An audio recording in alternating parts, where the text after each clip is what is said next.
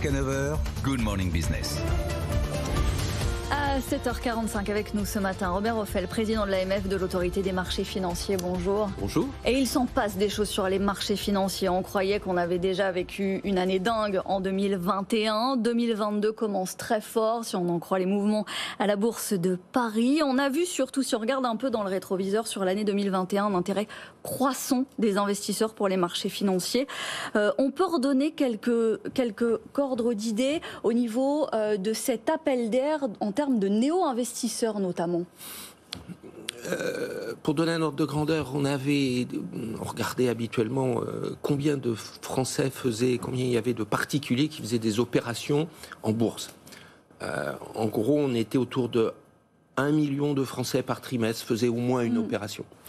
Et puis, en 2020, avec le confinement, une chute très forte des marchés, des opportunités d'achat, on est passé à environ 2,5 millions, de 1 à 2,5 millions. On s'est dit, c'est un phénomène très ponctuel, ça va pas durer, ça dure.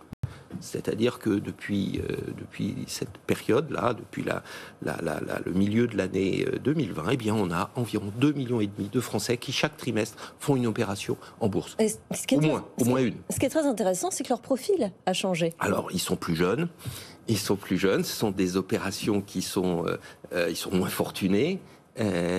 Mais ils sont aussi un peu plus actifs et ils passent par des canaux d'intervention qui ne sont pas les canaux traditionnels de guichet bancaire.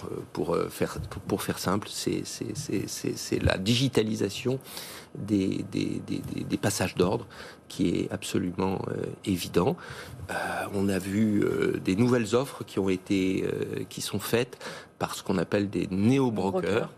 C'est-à-dire des gens qui proposent des applications extrêmement efficaces et souvent des frais extraordinairement faibles, voire zéro frais. Ce qui appelle immédiatement une observation toute particulière. Quand il y a zéro frais, c'est bizarre. Il faut faire attention. Oui, c'est ça. En parallèle, il y a le phénomène des arnaques et d'où votre œil particulier.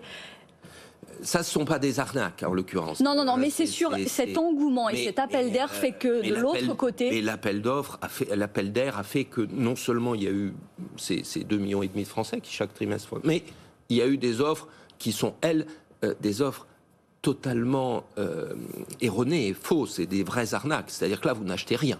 Vous n'achetez rien. Quand vous achetez quelque chose, l'argent est immédiatement parti. On les traque.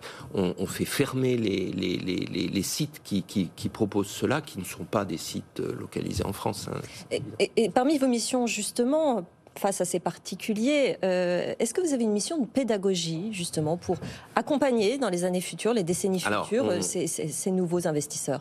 C'est un de nos axes, mais on voit bien que c'est un axe de moyen terme. C'est pas des choses...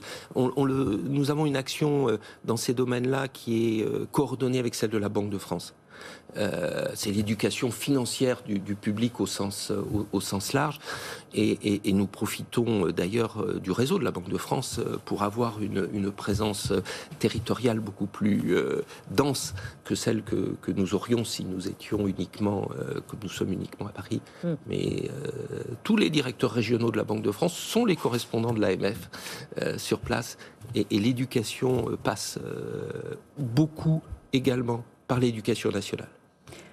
La bourse a attiré un nombre croissant d'investisseurs, a attiré aussi davantage d'entreprises françaises. Ouais. Elles retournent en bourse qu'on n'avait pas vu. On retrouve des niveaux assez conséquents. Il y a, ça y est, ce phénomène d'attractivité à nouveau.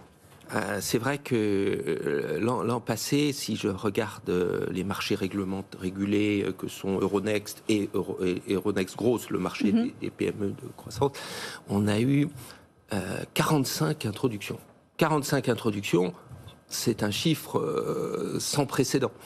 Et qui fait que pour la première fois, le nombre de ces sociétés cotées ne diminue plus et augmente légèrement. Parce qu'évidemment, il y a des gens qui sortent, soit par des fusions, soit par l'autre.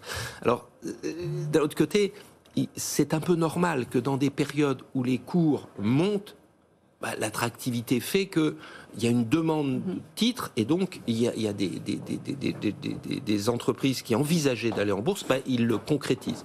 45 l'an passé, c'est très significatif. C'est pas spécifique à la France. Non, c'est un phénomène général. Et plus que la bourse, c'est aussi financer l'économie.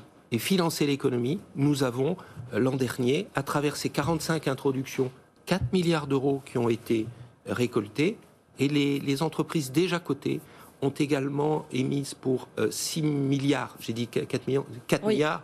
4 milliards, 6 milliards de fonds ont été levés, soit 10 milliards au total à travers ces bourses. C'est macroéconomiquement, ça devient significatif, c'est très important. Vous dites qu'il faut financer l'économie, accompagner ces transitions aussi, et notamment la finance durable, qui va être évidemment peut-être le plus gros défi des prochaines années.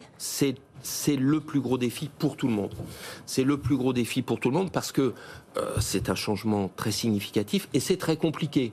Et c'est très compliqué et ça concerne tout le monde. Ça concerne les entreprises qui doivent donner des informations et avoir une stratégie dans ces domaines-là.